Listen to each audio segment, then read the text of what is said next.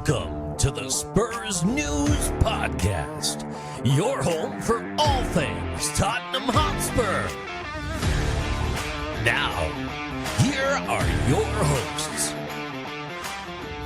Hello and welcome to a new episode of the Spurs News Podcast. I am Sam. Joining me to discuss a very busy show this week and discuss lots, including 2 games, a transfer window, FFP rules, the lot. It's my partner in crime from all the podcasts. It's Stefan. Hello. How are we doing? Yeah, good man. Yeah, okay. I am fully focused. I'm like razor, kind of sharp. I've got my eye in. I'm ready to go. We have got a lot to get through today. Yeah, this is going to be quite a busy podcast. Yeah, no tangents whatsoever. This is going to be laser focused. I do not promise that. Yeah, it's my aim. It's my anyway. So straight away, we have got a lot to talk about. There's 2 games. There's the Brentford game to talk about, which, let's face it, there's a few topics there. The Everton game to talk about, there's certainly some topics there. We want to wrap the January window, go through our outgoings, incomings, and sort of discuss it. Then we had a number of messages, and a few people sort of said they liked our discussion last week on FFP, and they wanted me to do a little bit more on that. So we're going to have that conversation as well. So this is, there's a lot. Now, because we knew it was going to be a lot, I didn't put a message out this week for comments. I kind of thought out loud, this is going to be a packed show. So if I try and... Because it's kind of funny, like, if we've ever got a week where we haven't had a game, but we're doing a show, and I say, hey, everybody, send us in your comments or questions, we'll get, 2. And then I got to, ramble for 45 minutes, and there's, nothing. But if we ever have a show where we're rammed, and I'm like, I'll just ask, see if anyone's got any questions, well, we'll get, 30. So it's the way it goes. So I'm like, okay, I'm not going to put a message out this week. I'm not going to do that because we got loads to talk about. But we did get one in anyway. And fortunately, the person who sent one in has his own theme.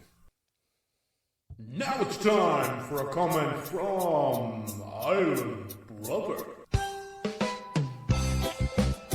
It's cold, it's grey, it's horrible in most of the UK today. So just enjoy this. The theme for Island Brother. No copyright infringement intended, leave me alone. Okay, Island Brother says, Happy New Year to the whole team. It's February, dude. Just message us earlier. This is appalling. I hope 2 months later, but he's there. It's okay. Hey, look, it's Island Brother. He's relaxed. He's chill. It's Happy New Year for him. It's February. He's probably just woken up from his New Year's celebrations. I hope this turns out to be fruitful and fulfilling year to all who produce, support, and listen to this excellent podcast. It's a bit sucking up, but I like it. I like it. He knows me. He knows if he wants me to read it out, he has to say nice stuff. After that bit about brooms getting stuck places, I'll be reading those episode notes. So, how I said no tangents. Here we go. So, everyone who listens to this podcast in a podcast format will know that there's often a podcast description. And I really try every week to write a kind of hey, on this week's show we talk about this, and much more. Have a listen. And and every now and again, it prompts you. You see, when you're uploading them, you get this thing come up oh, you've not filled this in. You need to fill this in. Yeah. Every now and again, my brain snaps. It's what do you want me to say? We're talking about Tottenham again. It's we won some, we lost some, and so my brain just goes, do you know what?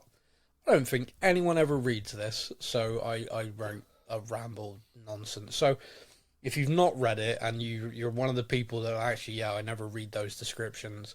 Some of them are gold. Based on the feedback, apparently I should just go rogue every week. So it always cracks me up. I always make sure to check them now. I mean, it's been about a year or so where I have every week I now check them. I'm like, well, there was the one time where halfway through, I wrote this sort of dissertation on transfers, and then halfway through I put a brownie recipe just to see if anyone was really reading it. Yeah. Yeah, and a few people were just like, what the I was like, well. There was that time that you gave out lovely Laura's phone number, 1 digit at a time for 11 weeks. Yeah, she was really happy about that. It got to week 7, and I think she realised that you were actually doing it, and then panicked. Yeah, she was so mad. Yeah. Never mind. Well, and I officially I can't do that again because of the whole police restraining order thing. But anyway, back to this message. So it says, my question: has the 5th spot been finalised to be a Champions League place, and is there a significant boost to the monies been awarded with qualification this year? Keep up the stellar work and come on, you Spurs. I can confirm that absolutely no, it has not been confirmed. And the reason why is being based on coefficient. And when you hear the commentators on a regular basis for Sky, TNT Sports, and everyone else covering the Premier League, they seem to be insinuating like, 5th place could be a Champions League place, 5th place could be a Champions League place. It could be enough this year just to be 5th. The thing that they're kind of missing out on is the English clubs haven't actually done that well. 2 English teams got bombed out of the Champions League at the group stage. Now, typically, English teams do perform quite well in the Champions League. Man City won it last year, West Ham won the Conference League, and they'll never let us forget it. And so teams will progress quite well. Now, don't get me wrong, I think Liverpool are in the Europa League now. Am I right, Matt? Yeah, Liverpool have dropped into the Europa League. Yeah. Liverpool, if they want it, could walk that. They should, shouldn't they? That should be a trophy without much of a sweat. And if they do that, and Man City go far in the Champions League, which again, they got no reason not to think they could, they retain it even, then yeah, there's a very good chance. But let's say all of those teams get bombed out, like Liverpool, like, Europa League, nah, you're all right, yeah, well, here's our 3rd under-21s, half-blind team. Then, yeah, they'll, it's a motivational thing. I always question Tottenham on it. I always question why we didn't try and win that competition. The Conference League, yeah, we should have been the first winners of that. There was not really a team in there until the very later stages that really would have given us any sort of trouble. And even then, the teams that were kind of dropped into it from the Europa League were we should have been beating. Yeah. And you looked at it and you're like, it's purely a motivational thing, and that must have been club wide, because it's just awful. If you're not going to show up in a tournament, it's pretty pathetic. So if Liverpool have some apathy, then yeah, they won't do it. If Liverpool, I guess they've got an extra bonus reason to try and win it now as well, aren't they? They're going to want to win as many cups this season as possible, aren't they? Well, I mean, they should every season. Tottenham should have. Every club should every season want to win as many trophies as possible. Yeah, and you're not wrong. You're not wrong at all. I guess for me, it's kind of like, if the motivation's there, those teams will do very well in those tournaments, and those teams will add to our coefficient, which is good, but obviously it's based on this season. So at the end of all the European competitions, we'll know who's getting that place. I think depending on their performance earlier, we might get a steer earlier, but I'm pretty sure someone said recently Italy's on course. Oh. So, I don't know. But yeah, every commentator over here is like, 5th could be enough, 5th could be, but no one's actually explaining it. So it's a good question, but no, certainly not nailed on. If you're a team battling for the Champions League, you want top 4, so you know. Yes. If you're a team battling for Europe, then you want to be top 6 and see where the chips lie. It's interesting, the perspective on this, because a lot of people going into this season, if we got any European football qualification, they'd have said that was good. It's a transitional season; they can't get away from that. Yep. A new manager to the league, new totally different football style. You couldn't have more night and day between. Oh gosh, yeah, he's got to kind of revamp the entire club. Yeah. So everyone looked at it. Everyone knew this was going to be a transitional season, and even the most optimistic people have I've looked at Ange. I think it's going to work.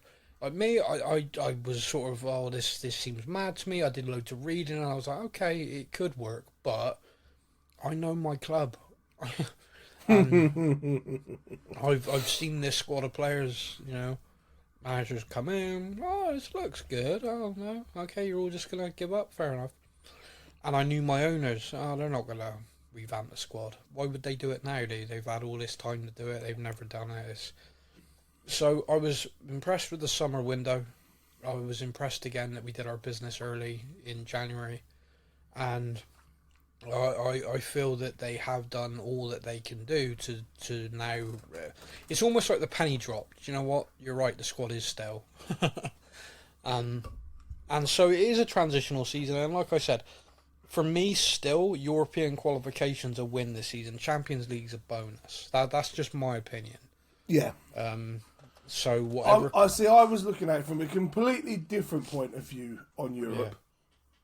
Yeah. If we get the Europa Conference League, we are going to see some of our incredibly talented young squad get extra game time. If we're in the Conference League, you've got to think that, Scarlett's going to get some games, Donnelly's going to get some games. Players like that should come through and get some game time. Yeah. If we get the Europa League... Okay, you're looking at the slightly higher profile players, the Troy Parrots and the Alfie Devines should get some game time. Yeah. We get the Champions League, that's strongest 11 every week. Yeah. Because it's Champions League. So, for me, I would quite like Conference or Europa League. Yeah. To help blood through the younger players. But at the same time, that Champions League song playing... It's an interesting thing because what is your goal? So your goal is to create a team that challenges for trophies and win things. That's the goal. That's the aim and everything.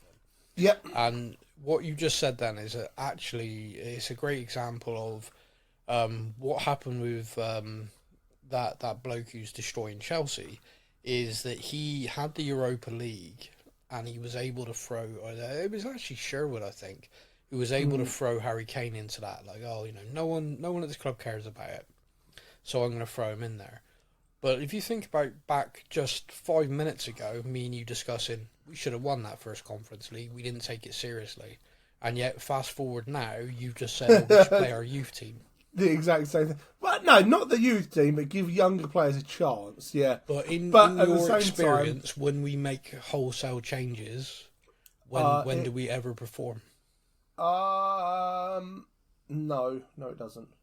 So do you see my point? It's like it's a pretty, because everything you said then was right. Like, you should use that competition because it is the third tier, the Conference League. Definitely, I would certainly look at that and go, I would not want to see Romero, Van der Ven start in those games. I want to see, you'd want to see the young or the squad, but you want to see them get those game times so it keeps the whole squad fresh, rotate, but a mix. So. Because you're not going to see the best out of Troy Parrott as a striker in Tottenham unless he's playing in front of Maddison. Yeah. And it's hard to then judge. It's like, can I judge Troy in this game because he's playing in front of people who also don't play very often?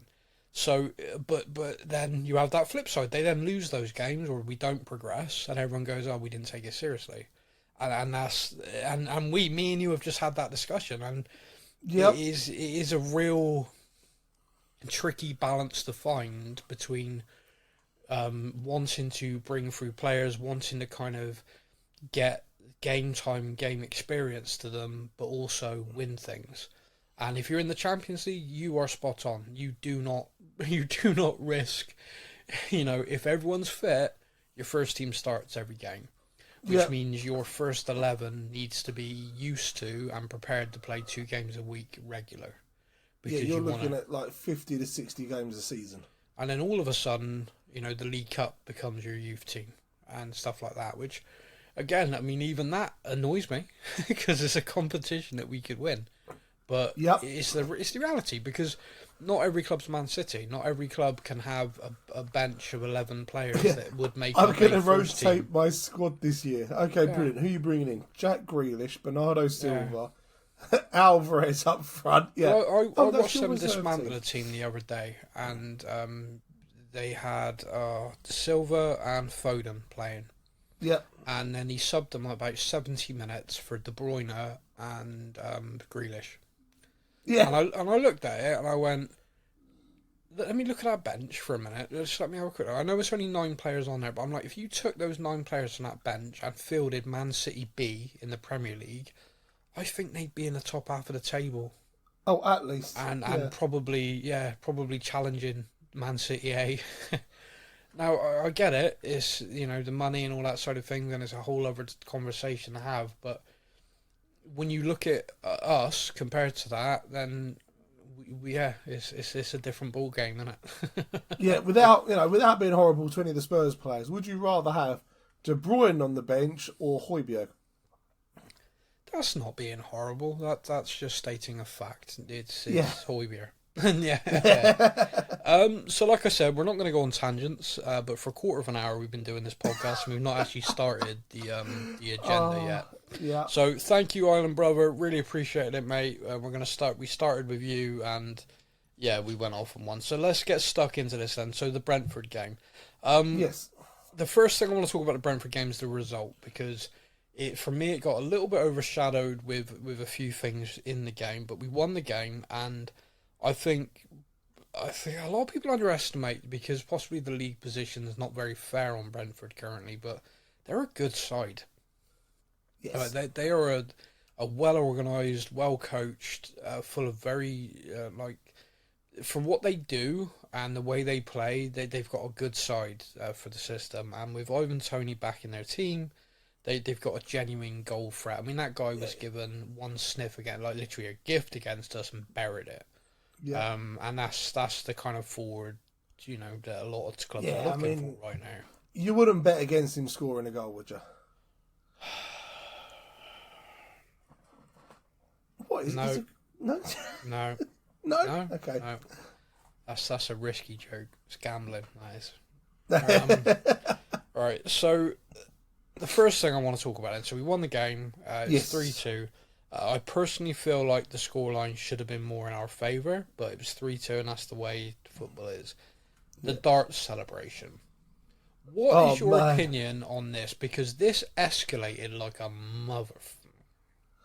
Mate, even like the official Spurs admin on social media was getting involved. Yeah. Everyone, the aftermath on social media.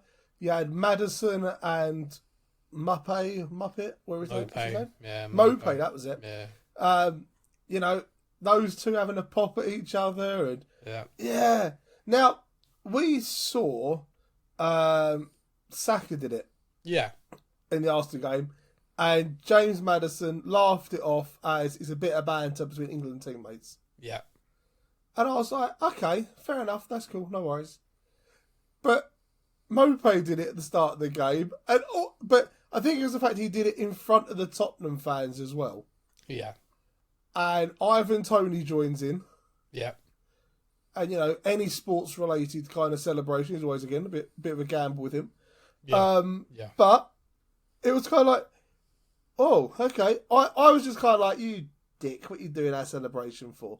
But then I look at it at the same time, how many people do that Ronaldo celebration? Yeah. It's one of those things. For me, it's whatever. I enjoyed it because it galvanised the team, and it seemed to really kind of... I say it galvanised the team. He scored that goal in the 15th minute, and we didn't score till after half-time. It's interesting because it would appear to me, and I see, this is funny because if you look at what happened, so we went in, we kind of lost our heads a little bit. Like we weren't focused after that. Mope was getting in people's faces. He was causing all sorts of problems. He was winding people up, and it came in at half time, and we came out and we blew him away in like 10 minutes. I think it was 3-1 after like 10-15 minutes. Yeah, 56 minute was Richarlison. And every goal celebration was darts related. and there's this great one of Johnson where Johnson's like doing a real proper, look at me throwing darts. And it cracks me up, like, oh wow. And I was thinking, at half time, Ange must have said to him, are you gonna let him fucking do that in our house? Are you gonna let him do that? Yeah. Because it felt like they came out like, no, we are fucking not. Like they came out like fired up. So I was thinking that team talk at halftime must have been Churchillian along the lines of like, and just focused in on, look at what he did. You think that's okay? And then Ange in the press conference afterwards, it was like put to him like, oh, everyone seemed really fired up about that, and he was really pissed about it. He was like, well, they go get in the UFC cage. You think you're tough? He was like, if you think you're a hard man, get in a UFC cage and see how tough you are. This is football. We're here to play football. And I was like, whoa, okay. Yeah. Okay, that's right. I didn't, don't get me wrong, I'm not expecting to come out and be like, yeah, that really wound me up, like that, because of course he's not going to react that way, because otherwise every player every week's going to do it. But to basically just sort of say, oh, if they got wound up by that, it's pathetic. We're here to play football, mate. And I was like, oh, okay. Yeah, okay, it was I kind got of that wrong. Yeah, it was a bit of a strange one, because I'm the same as you. I expected that half-time talk, the way we came out. Yeah. Almost like, he's turned around to Maddison and gone, he's just done your celebration in your face. Are you okay with that? Are you all right with that? And by the way, when you say in his face, he then, you seen the thing, he walked away from it, and Maddison obviously said something to him, and he, grabbed Maddison, they were proper. That wasn't nice. That wasn't polite. From what I've seen online, Maddison turned round and went, you don't score enough goals to have your own celebration. Yeah.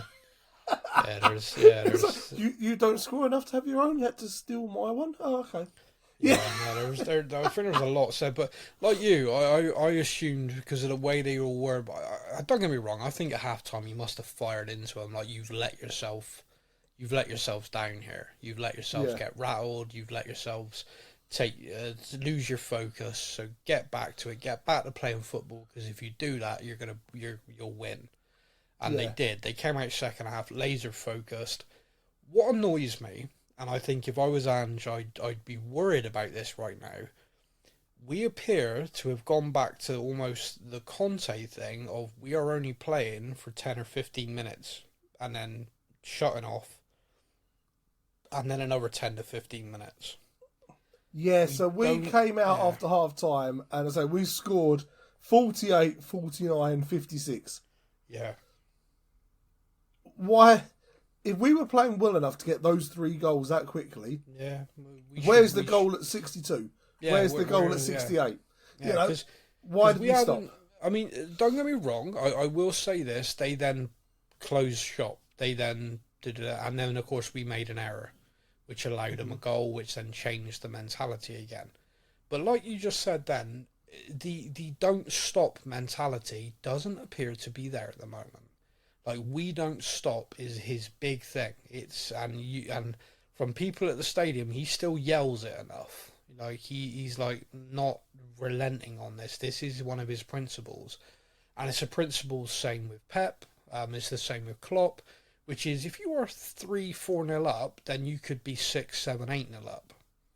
And when you look at goal differences and stuff, we're the third highest scorers in the league. Yeah. But our defensive record is not comparable with Liverpool and Man City. And the funny thing is Liverpool and Man City do concede goals. They do concede, but they're typically 4-0 up or 4-1 up or so. Yeah, or, to kind of cover what you're saying, Liverpool have a goal difference of 30. Yeah. Man City have got a goal difference of 29. We have a goal difference of 14. Yeah, but we're the third highest scorers. Aston Villa have got a goal difference of 19. Yeah. We are. Yeah, so it's an interesting thing, and I think a lot of it's down to cohesion. At the start of the season, we had 10 games, no injuries, playing basically the same team, and we looked great. Every game we was just building and building and building. The cohesion was there. We weren't conceding really, and then ever since then we've not been able to get a run really where we've been able to field the same team. Now we were for Brentford and Everton, but I still think rusty. I still think Maddison looks rusty. I think Romero looks a little bit rusty at the moment. I think Van de Ven just looks like he never missed a frigging game. The guy's a colossus. I just can't say enough good things about the guy. Yes. But I think Udogie and Porro are starting to look a bit tired. I think they're starting to look done in. Which, when you think about it, those two didn't really pick up injury. I mean, Udogie picked up suspensions, but the two of them have practically. I think someone said the other day, Porro's not missed. The guy's been there constantly, but they both now look a bit tired. Yeah, So for me, it's just kind of I don't quite know the Brentford game, the darts thing, the coming out fired up. The difference between us and like the next level, or the level we're aiming at, I think, is when we went 3-1 up, we stopped. Yeah. And it was really visible. You watch Man City, you watch Liverpool, and to a lesser extent you watch Arsenal. They don't. Like, they go 3-1 up, they're looking for 4, and that's what Ange is trying to drive us towards. Ange ball and his way of football is we don't stop. Yeah, so it doesn't matter if you're there yet. It doesn't matter if you're in the 90th minute 9-0 up. Well, let's make it 10. When did we last win a game 10-0? And it's just, that's the mentality, and it's a mentality we've not, Tottenham, I don't think have had in my lifetime. Like, we've had snippets here and there of good stuff going on, but we've always had that kind of, oh, we're winning, oh, brilliant, okay, chill out. It's like, no! Yeah.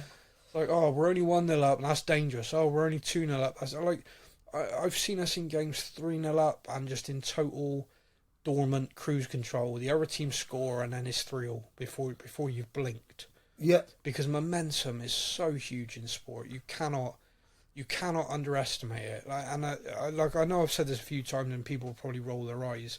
I played rugby to a certain level, and I remember playing a game against a team we should have hammered. You looked at it, and it's like, we've beaten this team by 60 odd points the 5 times I've played them, and we showed up, and none of us were like playing really. It was just this kind of like, we only got to show up. And I remember being at half time like 20 odd points down and looking at each other like, how the hell is this happening? Yeah. And it's because of the mentality. It was just a complete and utter, you don't show up in the Premier League, you lose. And so you have to have this elite mentality, and Tottenham haven't had it for a long time, which is why they're so win one, lose one, win one, draw one. Yeah. But Ange is trying to change that in the culture, he is doing everything he can to do it. But 3-2 win over Brentford. The important thing is the win. But I think he will have focused in on that afterwards, along the lines of when we blew them away, we had our foot on their throat and we took it off.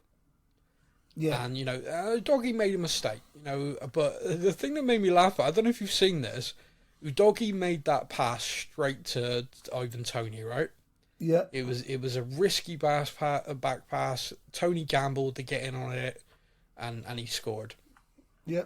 I think that's the 5th gambling joke. We're doing well. We're doing well. That's not bad. I just want to make sure everyone's really aware of it. And then the funny thing is, like, everyone's like, "Oh, Doggy, oh, fucking hell, blah, blah, blah." When they showed the replay, Doggy can't see. You can see he can't see where it's in. No. Van der Ven shouting to him to pass it back to Vicario. Oh, so your doggy does what he's told, and then when the goal's scored, everyone's looking around at Udogie, who's looking at Van der Ven, and Van's going, "I didn't see him." Everyone is like livid with him, and he's just looking at Van der Ven like, "You told me." He's like, "I didn't see him. I did not see him." It's like, oh Jesus! Like, and even like now, like the press conference afterwards, everything's like, "Oh, Udogie made that back pass," and Ange's like, "Yeah, he didn't see him." And you just think Udogie must just be like staring at him in the changing rooms. Really, dude, really. Yeah. Do you know the press have started liking me again? Why would you do that? Yeah, it's funny. Yeah, it is funny. So the Brentford game. Is there anything else you wanted to touch on with that game? No, I think that's pretty much as is. Yeah. I mean, like I said, the Mopé thing. The Mopé just becomes the latest in a long line of assholes that we're making a list this season. I swear we have like one a game. We do. Every game we have a new player that we hate. Yeah, Mopé mate, he's made the list. So, someone done a thread on Twitter, and if I can find it, I'll share it for anyone who wants to see it. And it's like our Tottenham's list of enemies this season, and the list is, do you know what? When I read back through it, I was like, I'd forgotten that son of a bitch. Oh my God, I'm angry again. It's like, I am furious. We all remember, of course, Matty Cash being a dick, but there's other Matty Cash. Oh, there's loads. There's like the guy who stamped on Stunny's nuts from Wolves, and there's Mate, it's a whole thing. I mean, stamping on solid. I mean, that could destroy Korea's footballing heritage. Right. Anyway, moving on. Everton game. First thing I want to talk about is Richie. Right. Yes. First thing I want to talk about in this game is Richarlison. One, did you see the quite ridiculously wonderful, heartwarming picture of him with the Everton fan? Yes, it's like his biggest fan. Yeah. So this Everton fan met him when basically was a baby. And then was like 2. There's a picture of them together. I say baby, like 2 or whatever, and then older.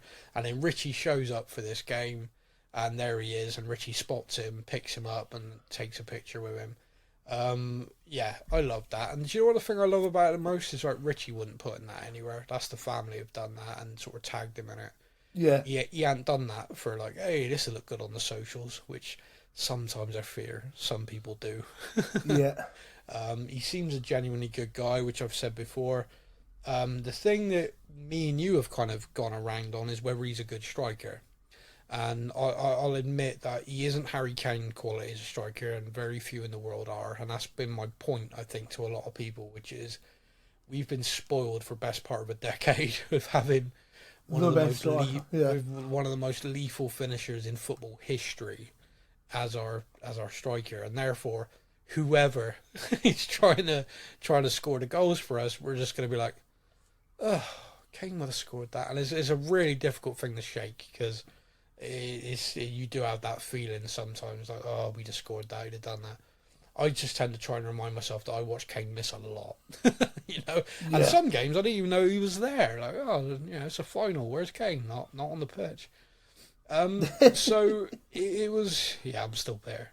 So the debate over Richie has been kind of that. So you've called him crap, rubbish, hate him, want him sold. How do you feel he did? Love Richie, number 9. God, no. So. Okay, so yeah, we spoke with Tower. Off the pitch, he does seem to be a genuinely quite a nice guy. Yeah. My problem was always his attitude on the pitch. Okay. The wind changes direction, he goes down like there's a sniper in the 5th row. Things like that I didn't like. And he always seemed so stroppy on the pitch.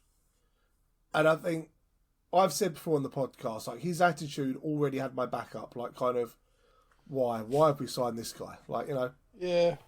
And then when you've already got your back up against the character, when they score 1 goal in 29 games as a striker, you're kind of like, well, I told you he was shit. Yeah. This season, he is... Just to clarify, is this you justifying the flip-flop? Yeah. Okay, good. Yeah, carry on. Yeah. So, yeah. Apparently, I have now got the nickname flip-flop when it comes to football.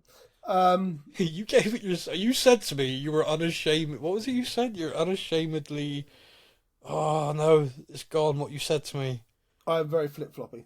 Yeah, no, it wasn't flip-floppy. It was just like, basically, I'm... Oh, it comes to me. Keep talking. But no, so last season, he was not good.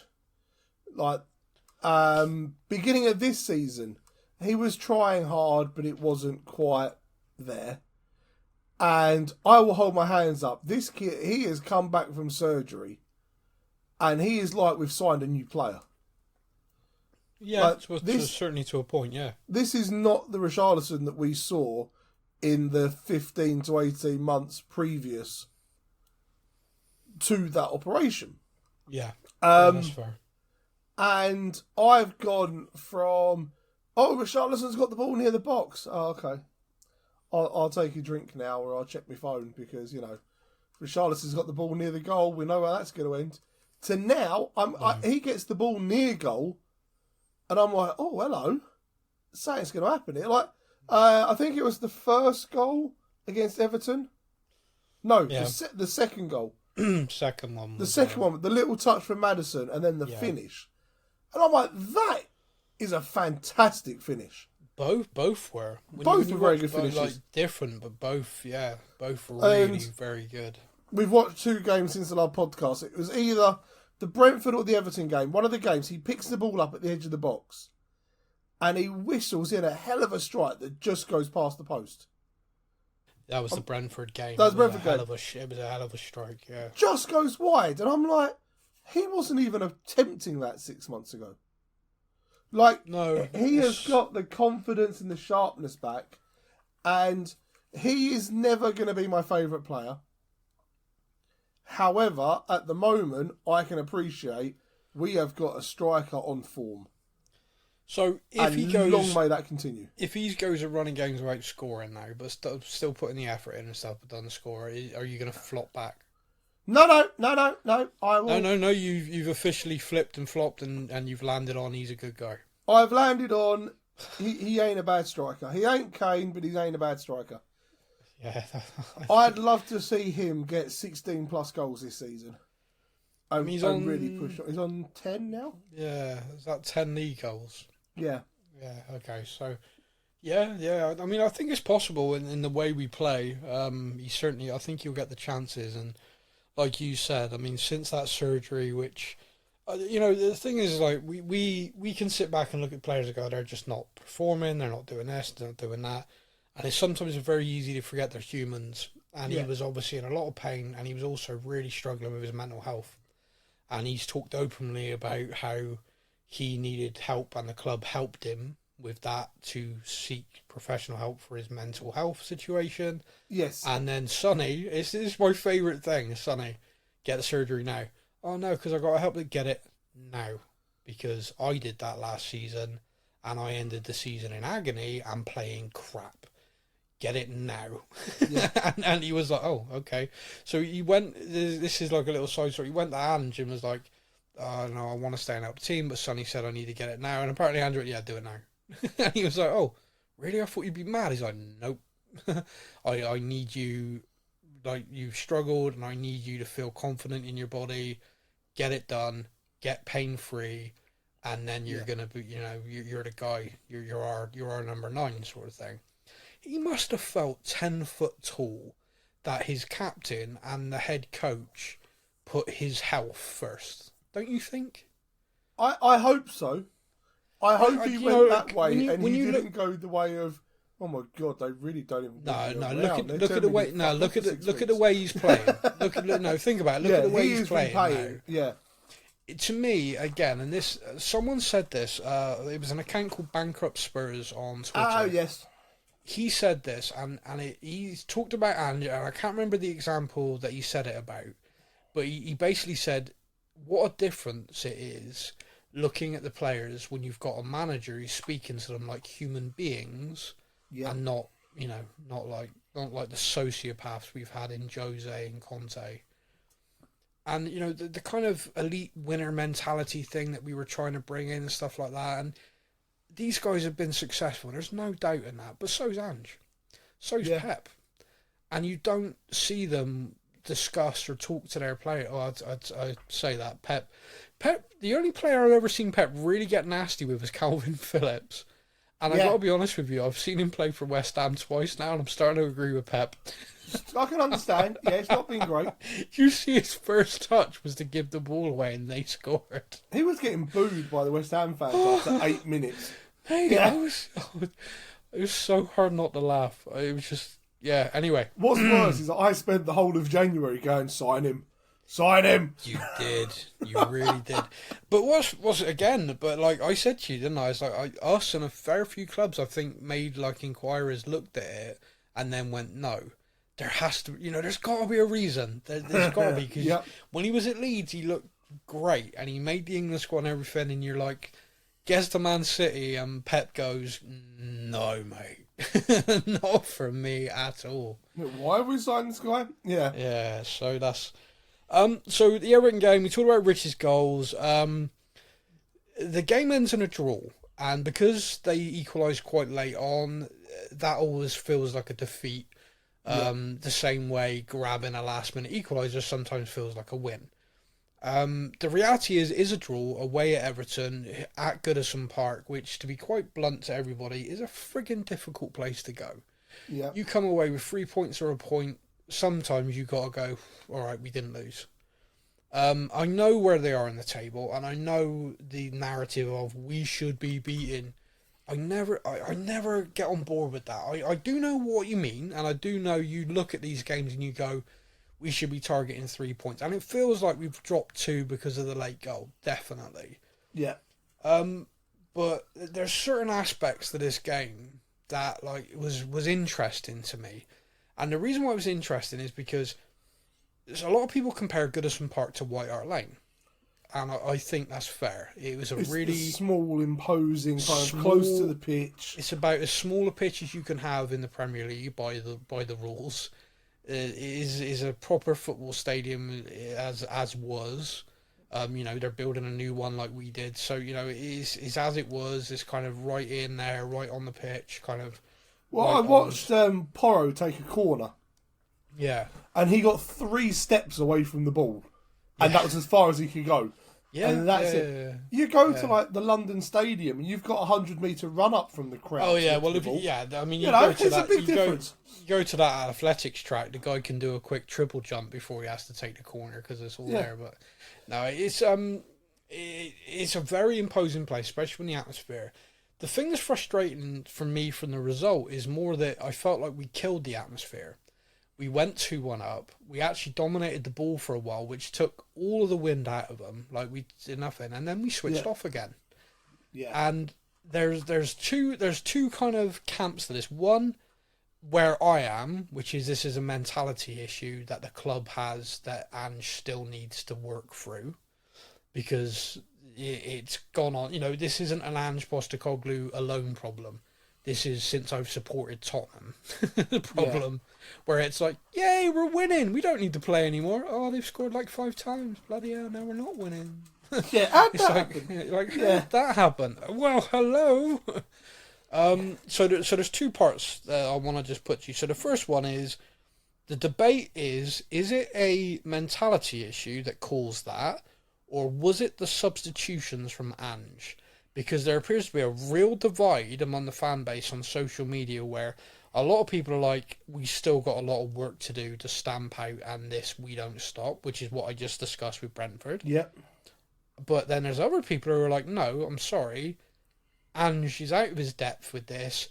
You do not make the substitutions he made because you're going to lose cohesion in an important... You're 2-1 up, away at Everton... And he changed to a back. He changed everything, and then it fell apart, and they scored. What's your opinion? Are you sort of either of those? Are you neither? Or are you something else? What's your thoughts? So, right, don't get me wrong. Like, if you take off Timo Werner and you replace him with Brian Gill, I love Brian Gill. I think he's great. I clearly have a thing for the number 11 shirt and an underdog.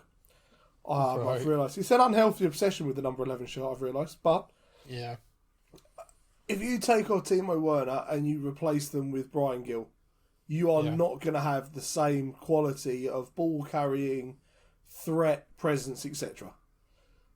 Okay. So that already is going to change the game. Their fullback, for example, if you're up against a Timo Werner, you ain't getting too far forward because you know the pace and everything else of him. You hold it back a bit more. just out of interest. Yeah. Do you think about... If you think about what you just said, I rate Brian Gill. I like Brian Gill. But you bring him on, the opposition's just laughing. No, I like him and I rate him as a player who... Brian Gill has got something there. He is a very talented footballer. Okay. But he's a very different type of footballer. So when is Brian Gill's time for us? Like, if you can't bring him on, because when is there a Brian Gill time? Because if it's when we're 5-0 up and you just want to showboat, is he really worth the squad place? Honestly, you see where I'm going? I'm not trying to be confrontational. No, you're completely right. It's just a funny sentence. Like, I really like Brian Gill. He comes on, but you're bringing him on. It's basically saying we've given up. Yeah, not quite that bad, but I'm just saying there's a different style there. Like, but then at the same time, the Everton game, like Bentancur was almost non-existent. Yeah, he's had a again. I do you think that perhaps this is going to sound silly? Like when he first came back from injury, he had that almost like adrenaline of I'm back. And now he's actually feeling it in his legs a bit. Does that make sense? Do you think maybe that's a thing? I put a very unpopular opinion in the WhatsApp group. Yeah, and that was Bentancur is either a 4 out of 10 performance or an 8 out of 10 performance. For me, do you feel that pre-injury? Yeah, even pre-injury. If he was in a game, he was pulling the strings and he was amazing. Yeah. If he wasn't in the game, he might as well have sat down in the centre circle. He's not a player. I think it's almost a talent. He is not a player who has an average okay game. He is either brilliant and everywhere, or he's not touching the ball. Pre-injury, I felt he was very consistent at a high level. So I'm not denying that. It was just the case of if he wasn't having an 8, 9 out of 10 game, he didn't touch the ball. Now I don't know if that's a Bentancur issue or if that is say a team knows, right, if Bentancur gets the ball, he's going to make things happen, so they completely man mark and shut him out the game. I think against Everton, I think he struggled. I think when you look at that stadium and the pitch and everything, I think Bentancur is used to an element of space which he wasn't allowed, which is credit to Everton's midfield. But I felt he had a poor game against Everton. I don't necessarily agree with the hot and cold thing for him. I think post-injury, like I just said, he's certainly not looked as sharp in the last couple of games as he did in his first comeback. But then, of course, he got injured again straight away. Which is difficult, yeah. Yeah, I mean, I don't know. I don't necessarily agree with you on that one. But in that game against Everton, definitely, he had a really poor game. And going back to the question you asked me, I think a bit of it was time management as well. I know Polynesian Dan had a big thing in our group chat about this. He did, yeah. So he basically finished waxing his muscles and touching himself in front of the mirror to talk to us for a while, which was kind of him. And he said that he feels that the big problem he's got with Ange is this: we're going to keep playing our way. Naive in terms of even the best teams, Man City, etc., will manage a game. So his concern is our time management, our game management. To an extent, I agree with him in the extent of 94 minutes into a game, quite clearly the only way this Everton team are going to score is from a set piece. They've not really broken us down at all. If they're going to score, it's going to be from a set piece. Yeah. Therefore, do not let the ball get near the byline for it to go out for a corner. Yeah. And do not mess around near the box, which could result in a silly foul. Now, I wrote a dissertation level response to this in our group chat. Yeah, you did. Now, my view on Ange Ball is not that it's kamikaze. My view on Ange Ball is about controlling the possession and just not stopping. You keep playing to play forward because that's what football's about. Now, if you have control of the football, Everton can't win a set piece. They can't score a goal because you have control of the ball. Yes. I don't think it's an Ange Ball issue. I think it's not an Ange issue. I think it's a fact that on the day, the players, for whatever reason, whether it's a few of them feeling fatigue, injuries, whether it was, you could say it was the changes, definitely, or whether just they got a dodgy free kick and they were friggin' lucky. Yeah. Because here's the funny thing, right? We conceded 2 goals from 2 set pieces. Yep. Prior to this game, we'd only conceded 4 from set pieces all season. Now it's 6. Yeah. 4 was one of the better records in the league. 6 puts us kind of in the middle. But what's interesting to me, and Ange said this in his post-match, so I'm going to put this to you.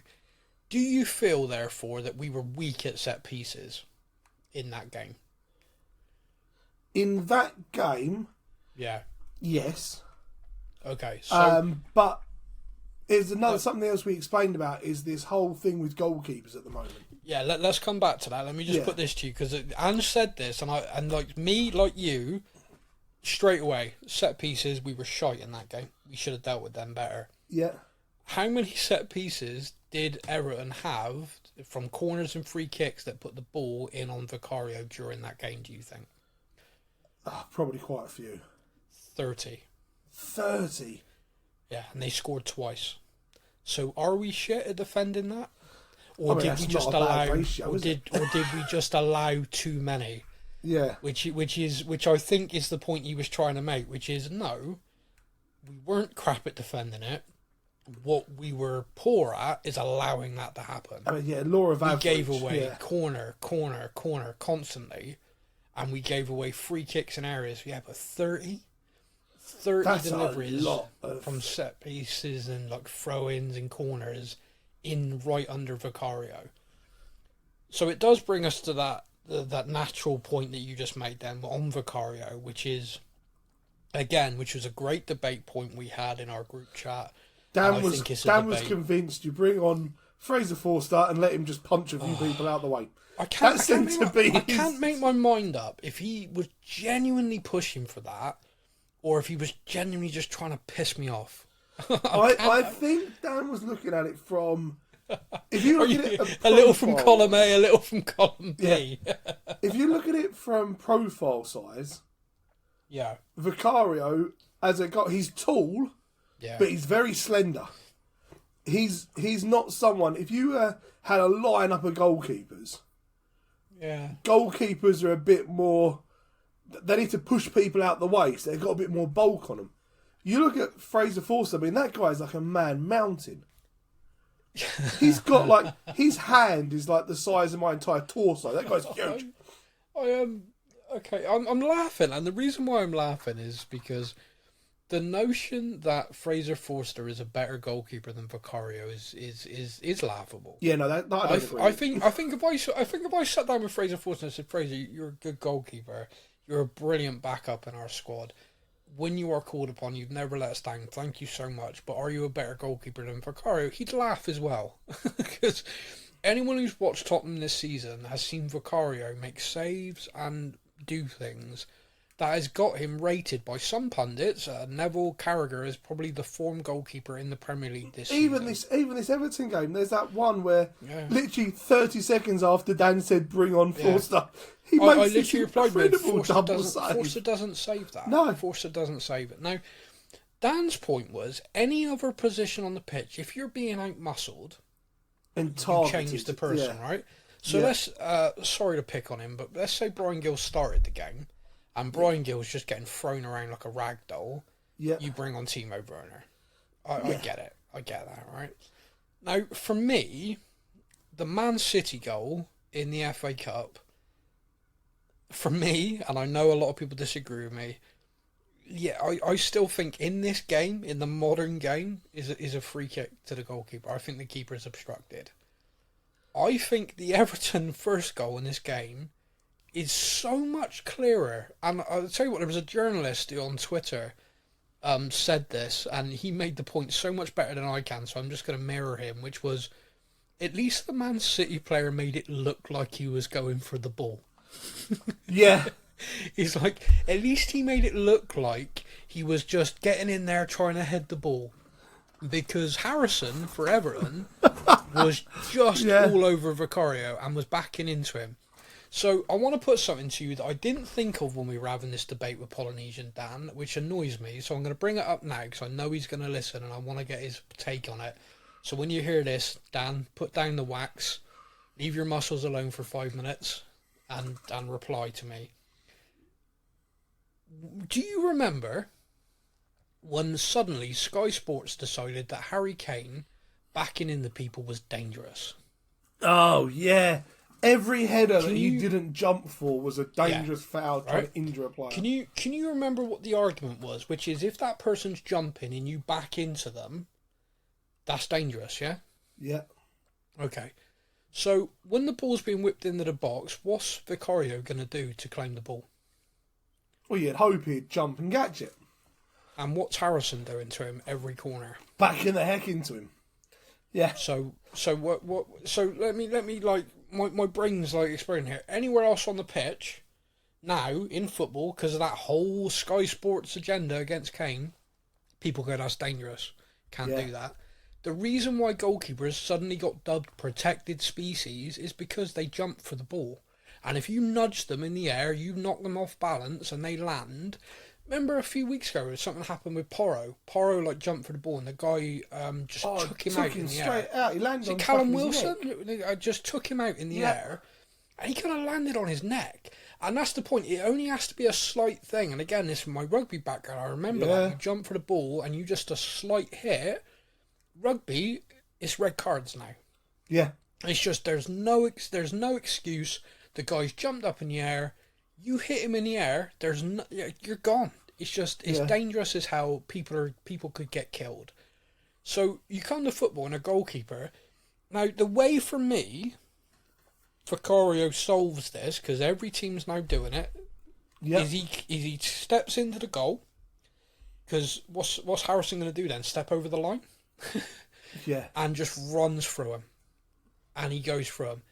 Then the referee's got a decision to make, because what's allowed.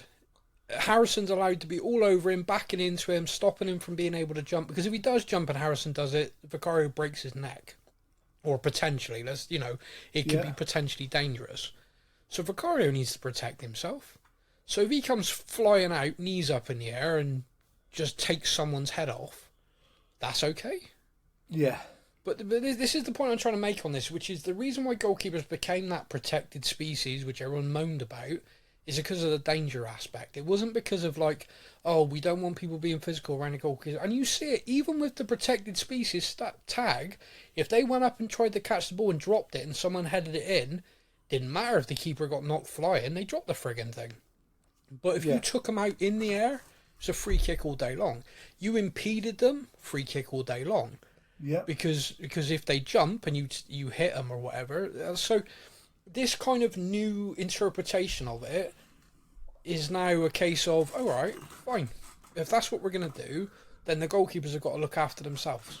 I would love to see a goalkeeper come flying out, knee in the air, go through someone, they then complain, and then the whole big debate gets settled of, okay, so what's a foul and what's not? Yeah, and that's the thing, because right now, and I think it's the point Ange made, which is, we don't know. And the problem is, I don't think the referees on the field know, so they're just letting VAR deal with it. And VAR won't overrule anything. If a referee... Unless someone's done something so blatant and so obvious that the referee simply hasn't seen, you will never see the VAR overrule on field. I mean, it is so friggin' rare. Because they don't want to embarrass their mates, is the reality. And he might be their VAR next week, and then he'll do him exactly. in. So... And also, just the ambiguity on this. So if the referee on the field goes I given the goal because there's 20 bodies pushing and shoving everyone out, how am I going to see that? VAR sort it out. And this is what Andrew's getting on. This is what he's getting at, which is, if that is now the mentality of referees, I don't bloody know, let VAR sort out, then we are re-refereeing games.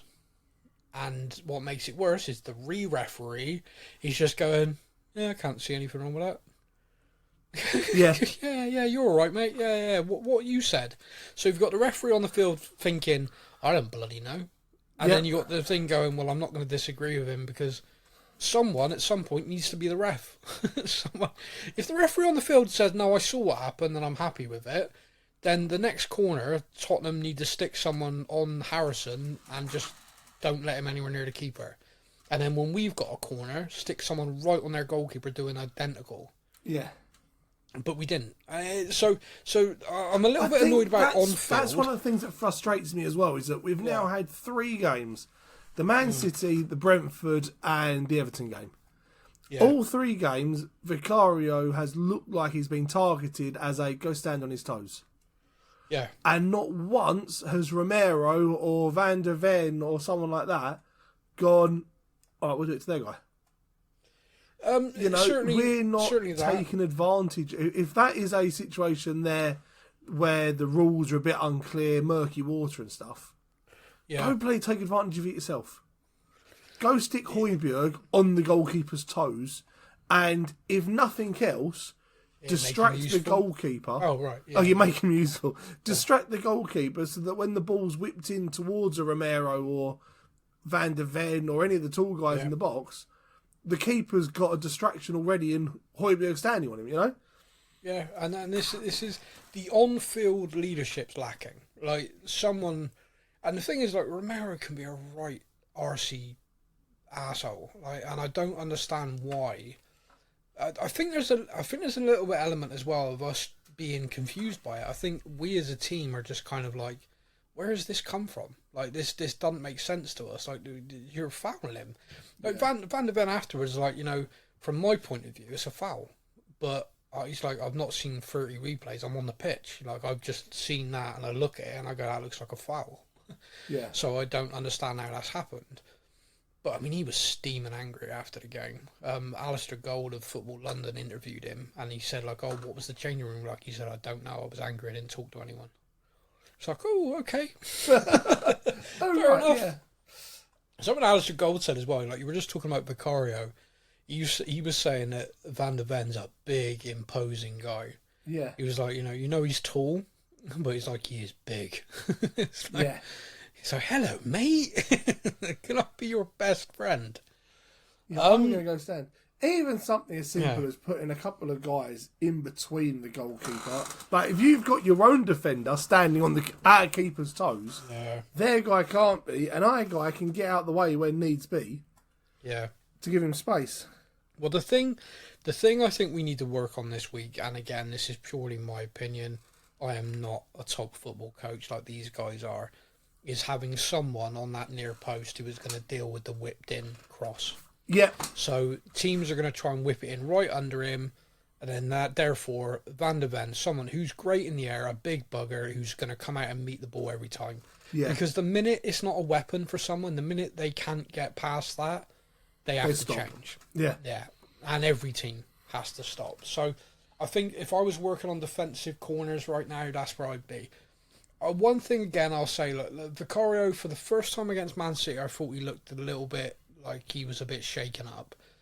I think he played well against Brentford. There's 2 goals in that, which I don't think he can do a lot about. I think he did okay against Everton, and again, the 2 goals, I don't think there's a lot he can do about. I still think one was definitely a foul, and the other one was Romero nods it onto the back post like he's frigging helping them.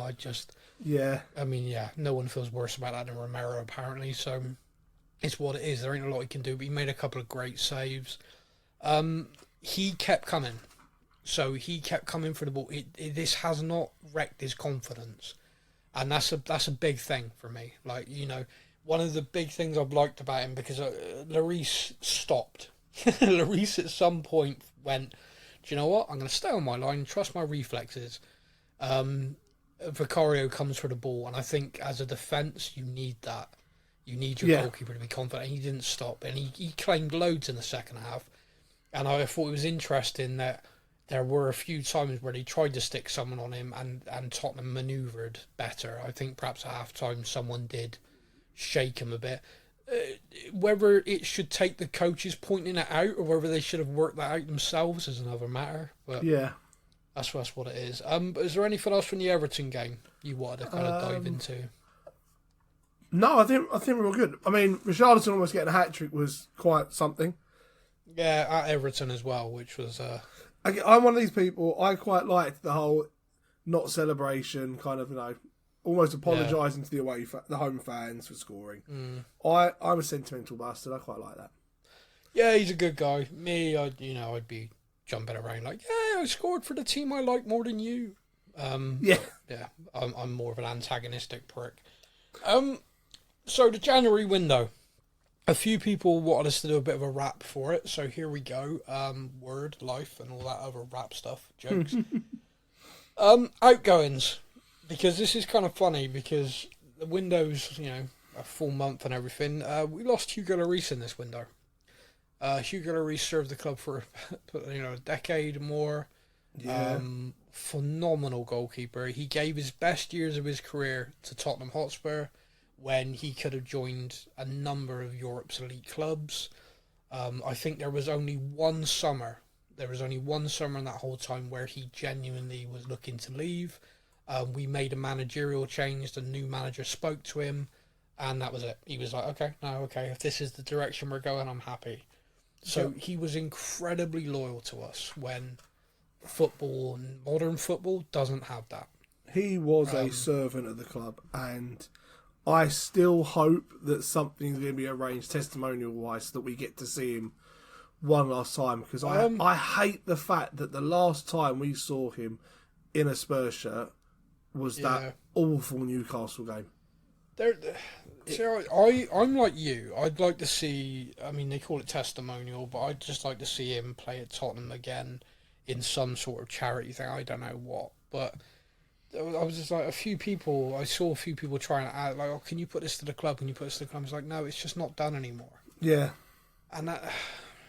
I don't get that. I don't get why. I know testimonials used to be because there wasn't a massive amount of money for footballers, so it was a way for footballers retiring to have a pot of money because the testimonial gate went to them. Oh right. Now in modern football, it should go to a charity. Definitely, there's no way. But the amount they get paid, the idea that we give them a stadium's worth of gate receipts is like something is. But if they did it for charity, I think they'd sell out. I think if Hugo Lloris picked like a France 11, like from the people he knows and the people he's played with, against a Tottenham 11, the people he knows and the people he's played with, and he did it in the summer, I think that stadium sells out. I mean, I'm there. Yeah. You know what I mean? I think it sells out, and if all the gate receipts go to a charity, all the bar receipts go to Daniel Levy, I think I can talk Daniel into it.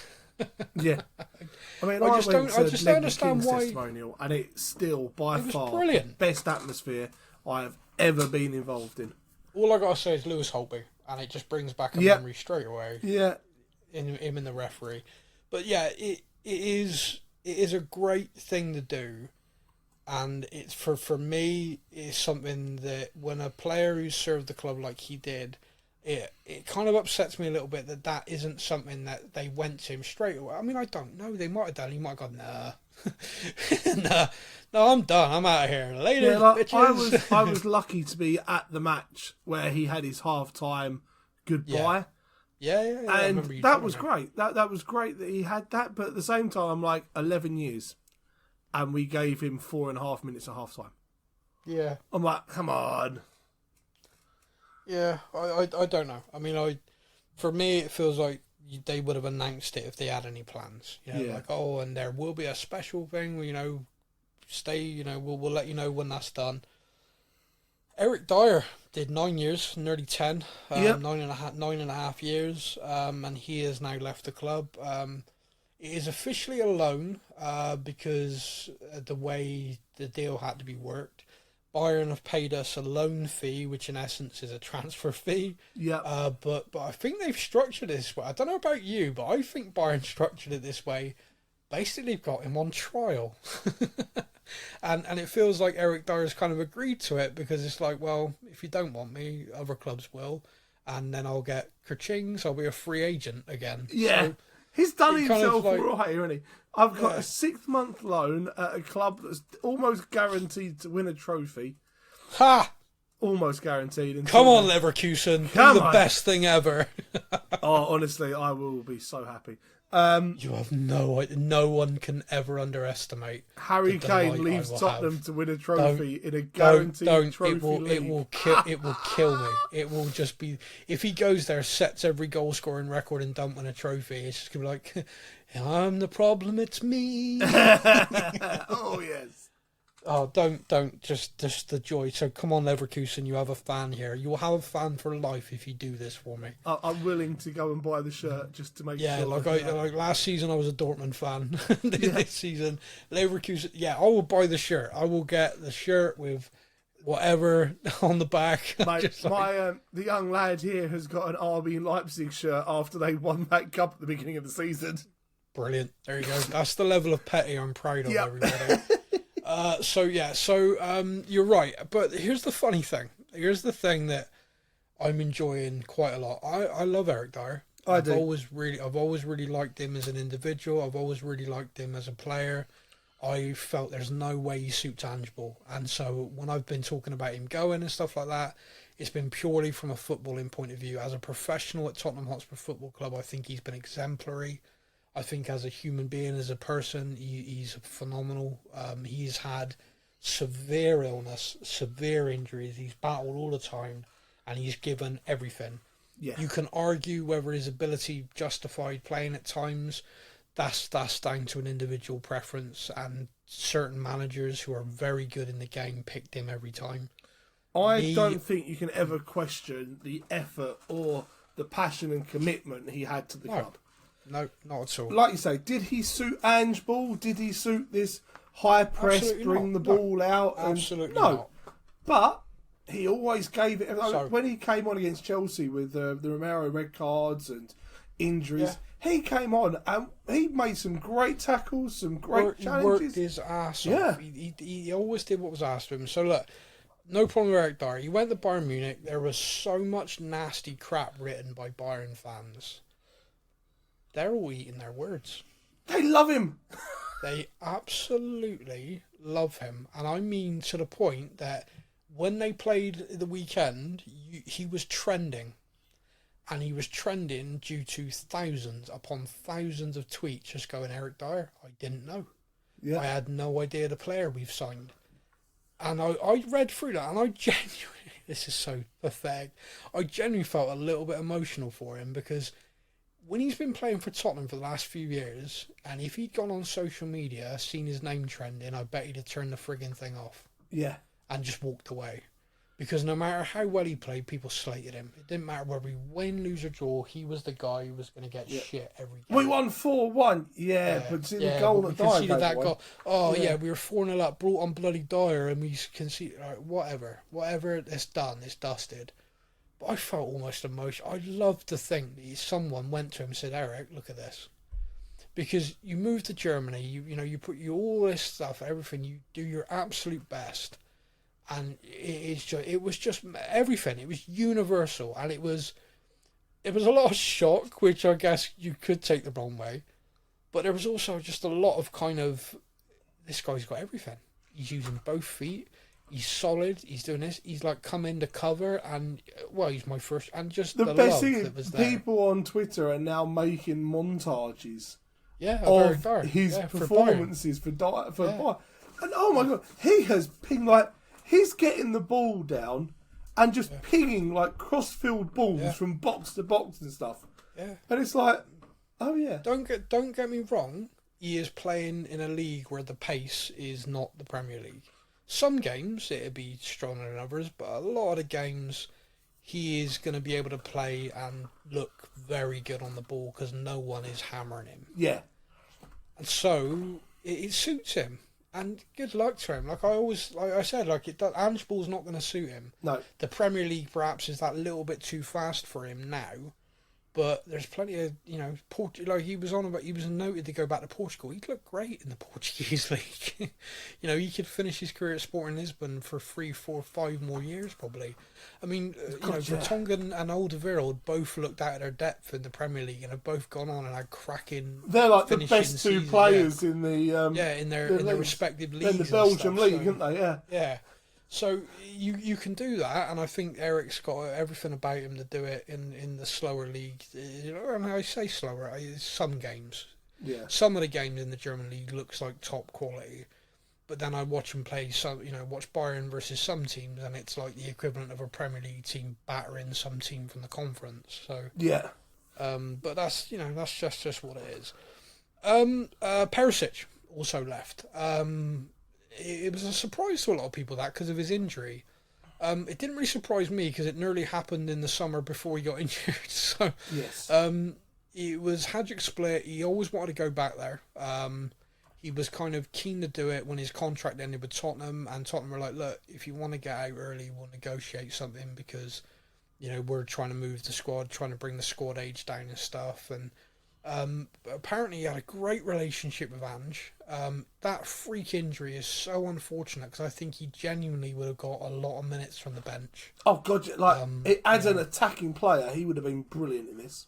Well, he was. You think about the start of the season, he really made an impact there. So it was kind of sad. I mean, it was a very sad end. He wrote a really nice thing about how he wished he'd been able to give more to Tottenham because when he signed, it was like he had a very clear vision in his head, which obviously didn't work out. And then just as he thought, second season I can really show these fans what I can do, freak injury. So he is still going to go down as one of those players where I'm like, holy crap, he played for Spurs. Yeah, I'm like that with Edgar Davids. That's it. You got Davids, even Van der Vaart for an example. They came from Madrid and stuff, but Perisic is one of those. He's been around. He has won so much in his career. He's always been a player that I've kind of gone, he's a decent footballer. Yeah, agreed. Yeah. And then he signed for us, and I remember sitting there going, hold up, we've signed Perisic. Wow. Okay. Yeah, sure, I'd like to have signed him 5 years earlier, but still, wow, this guy's got it. And then we played him as left back all season, and I was like, what are we doing? Yeah, moving on from that. But yeah, so, Perisic's gone now. Again, that's down technically as a loan, but his loan's until his contract expires. And he's signed a pre-agreement with Hajduk Split, so we've just let him go there now. He's gone there to rehabilitate and get ready for the Euros. Yeah, he's hoping he can get back and make the Euro squad. Good luck to him. Best of luck to him, because if he can get back, he'll get games there. Whereas with us, that's not necessarily going to happen. However, if England play Croatia and he knocks us out because we allow him to go get fit, I'll be pissed. As long as Southgate gets fired, I don't care. But yeah, so similar to Dyer, it's a loan until the contract expires. So they've left in essence. Yeah. And then there's obviously Reguilon went to Brentford on loan. He played very well against Man City last night. Yep. And so yeah, and there's the other loan deals that have happened, but those are the three big kind of departures for me. See, one of the big ones for me was Vélez going off on loan. I think that is a fantastic deal for him. Okay. I think that gives him a chance to really get some more minutes and time in European football under his belt. He is a player I'm very excited for the future. Okay, good. It's an interesting one. Again, injury rehab and stuff. And I think the reason he's gone on loan, I could be completely wrong, is because Scarlett can't. Because he's played for us and played for another team and can't go back out. Yeah. So I think they looked there and they had this opportunity. I think he's been given the number 10 shirt by Seville, which is quite a big deal. So they're obviously planning on playing him. So yeah, keep an eye out for that. I did follow the English Twitter account for Seville, and it made me laugh because they put welcome all the Tottenham fans again. And I thought, good bants. I was like, yeah, fair point. Yeah, we're all here to see how our boy's doing. And then so they kept posting pictures of him in training and stuff. I was like, there he is. Yeah. And I said, you want to go viral? Just put a picture of him with Lamella. Mate, yes. They didn't do it. I was very disappointed. But incoming wise, then, so we've touched on this before, obviously. So we're just going to go over it now. We brought in Werner on loan. So far, very impressed for me. Yep. What about you? Very, very impressed. Typically, the one game he didn't get an assist in is the one I put money on him getting an assist in. But there we go. Typical. My fault entirely. It's completely your fault. We've spoken about this. And Dragushin, who for me so far, I've not seen enough of him. He's come on and kind of won a header, pushed someone out of the way.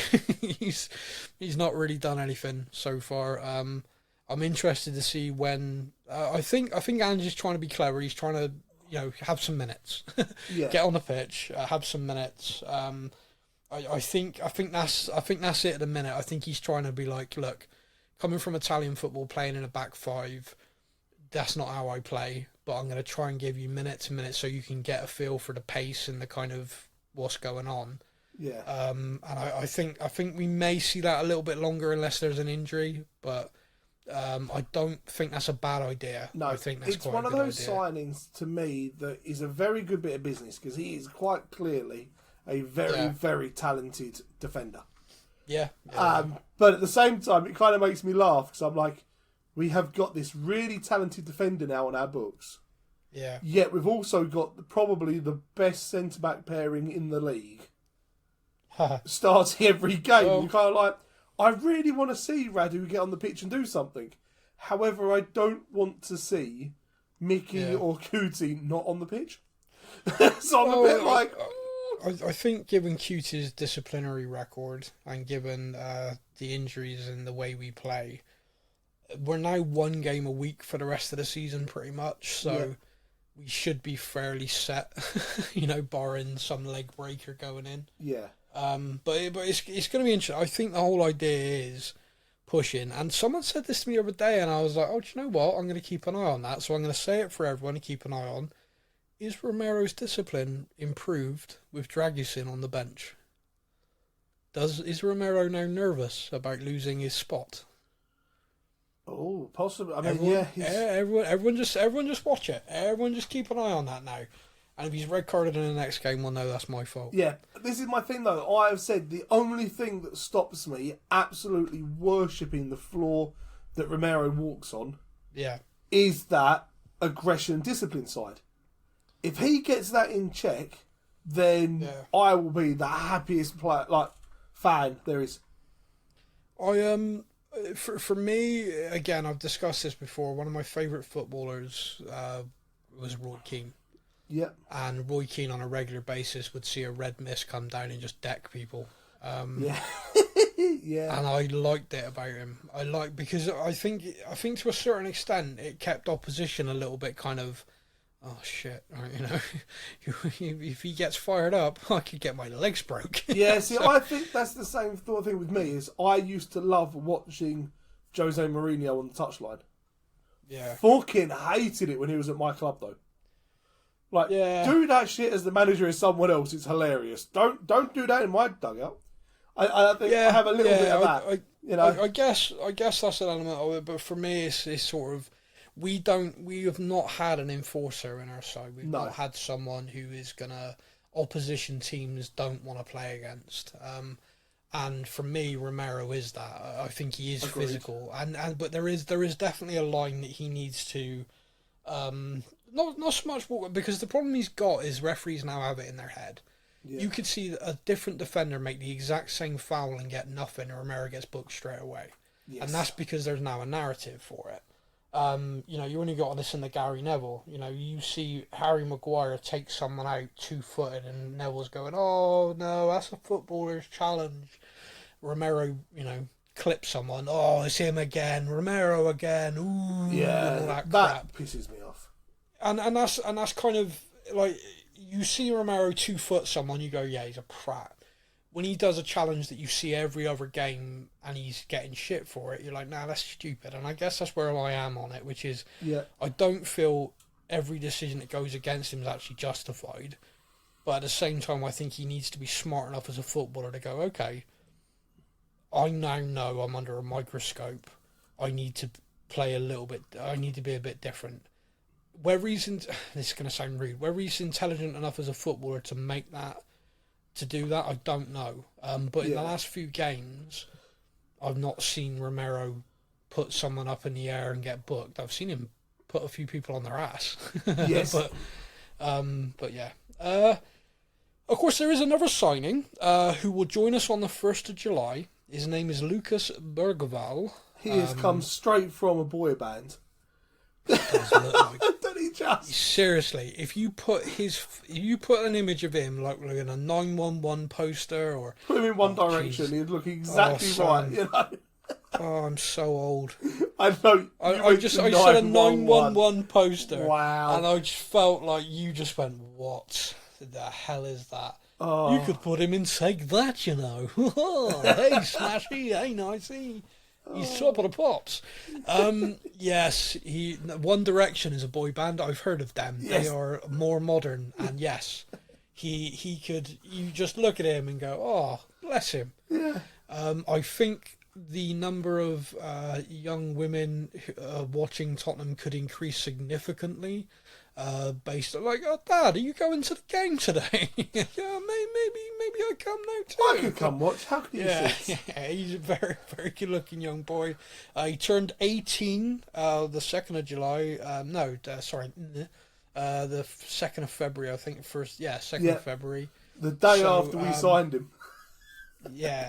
So he, by all accounts, he's one of the most talented, gifted players of his age in Europe, and he was all set to join Barcelona. Barcelona had even done the whole press day thing, booked for it, and we stole him. Let's just say that again. Barcelona had the press day ready for him. Yeah, they were good. So they got told. Went, nah. Yeah, they got told the night before they thought they were announcing him that he's actually decided to join us. So who the feck chooses crappy London over Barcelona. So Dragusin picked us over Bayern Munich. Yep. Bergvall picked us over Barcelona. The only thing I can possibly... the only thing I can possibly think is happening here is crime. Paratici, what are you doing? That guy's still involved. I think what I find interesting is, yes, he looks like a Pretty Boy band member. There's a lot of compilations flown around showing how good of a footballer he is, of course, because compilations make everyone look like peak Messi. But the thing I find interesting is a little bit of Tottenham media hearing him speak. The kid sounds like he's in his mid-20s, not just turning 18. Yeah. And he was very clear of kind of like, I came here and was blown away. Yes. Like Kulusevski showed him around the stadium, showed him around the training ground. And he was like, from everyone I met, it's like a family. And there's this footage of Emerson Royale like walking up and hugging him and stuff, and him having his medical and Ange coming to speak to him. I liked that. The bit with Ange coming in, like, you know, you've made a big choice here. Thank you for your faith. Like, Ange is thanking a player for having the faith to join us. And I'm like, well, that's different. It's again, this is speaking to people like they're human beings and treating them like, you know, you put your faith in me that I'm going to get the best out of you, and we as a club are going places. So thank you for that, and you know, welcome aboard, and I look forward to seeing you 1st of July. Yeah, and then Romero, and the kid was like, "Good luck," and the kid's like, "Good luck in the game." Yeah, I'll be watching. That's what he says to Romero. Good luck tomorrow. Thanks, my brother. You're like, oh yes. Yeah. And that's it. And like, there's just a little bit of media there, and you kind of get the feeling that I think if we're looking to sign a player right now, we are a team that looks like we're on the up finally. Yes. I think a few windows back, I think if you're looking at Tottenham, you're like, that's directionless.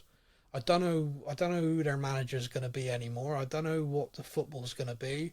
The clubs seem to just be floundering, going that backwards. So no, maybe got that's 18 not my best wingers option. and only one centre back. Yeah, what's going on at that club? And I'm a winger. Yeah. So that's kind of that's the window wrap. The January transfer window was a fraction of the January transfer window the year before, and a fraction of the last 10 January transfer windows. Yes. Much has been discussed about this, and we've discussed it as the FFP impact, financial fair play rules. The one thing I should probably say straight away is it's not actually FFP. FFP is the UEFA construct of these rules. The Premier League has profit and sustainability rules, P&S rules. Yes. It's basically our version of FFP for the Premier League. But I think it's important that everyone knows that that is it. P&S rules, profit and sustainability. The reason why I think this window has been so quiet based on those rules is nervous. It's a kind of, they've finally seen, with Everton being at 10 points, the rules bite. I think we'd have seen it earlier if it hadn't been for COVID. So COVID allowed the clubs to make massive write-offs against their debts, because it's like, how can we punish teams for failing profit and sustainability when they couldn't put anyone in their stadium, and yet we asked them to put games on? Yeah. You know, so they had to adjust the rules for that. They made massive allowances, and then when the rules came back in, they again made additional allowances of like, okay, we'll allow this, you can write off this, you can write off that, and they basically then made one thing a bit tighter, because they felt, and I agree with them on this, that if you allowed teams to submit their accounts showing a massive loss that breaches the rules, in the rules as they were going into this season, they would be allowed the next accounting period to deal with it. So teams could gamble their finances for a season on, saying, getting Champions League qualification, or, you know, finishing higher up the table and having money to offset it. Yeah. And then, you know, and then be like, see, we got it all back, doesn't matter. Well, that's a frigging gamble you've made. So the Premier League said, no, we're changing that. If you've breached the rules in these periods, we're not going to give you that extra time, because you're breaching the rules and then you're gambling that you're going to be able to make that money back. And we're not allowing that. I agree with that personally, because I think that the whole reason behind these rules isn't the ring fence football, but it's to stop owners gambling with the future of football clubs. Because let's just say for a minute, Everton, who got docked 10 points, they made a massive gamble, right, based on being able to climb the league, get their stuff, and for whatever reason, Everton last season got relegated. I can tell you right now that relegation to Everton, and with the ownership and everything like that, they wouldn't be getting bought by 777 Group in the Championship. No. Or if they were, it would be for a fraction. Yeah, that club is all of a sudden loss. in a lot of trouble. I tell you what, mate, that club, without some billionaire Evertonian bailing them out through love, yep, they're in trouble. Gone. Yeah, they're gone because of the stadium bill and everything. They are gone. So these rules are there to stop people getting clubs into those positions, and they have to be quite hard. 10-point deduction for me is bloody hell. That is tough. That shocked me. I the idea that should be less, I don't know, because it has worked. Every club in this league suddenly in this window went, ooh, maybe we should wait. Oh God, yeah. Maybe I shouldn't roll that dice. Maybe I shouldn't gamble. I have never seen so many loans done in a transfer window. Like, we're going to loan this guy from you for the next 3 years, but it's a loan. It's a loan. It's mad because, of course, loan stuff can come on and off the books, and it's not a permanent thing, and therefore you are not going to be liable for that. Or you can loan someone in on sort of higher wages. The two clubs then split the wages, which means that you're helping the calculations for both teams. So there's loads of stuff that can be done with loans, which transfers obviously don't, because you're literally transferring an asset. Yeah. Now, there are some clubs in the Premier League who have managed things very, very well, and their profit and sustainability is not an issue to them. Those clubs are Liverpool, Manchester United, Tottenham, and to an extent as well Arsenal.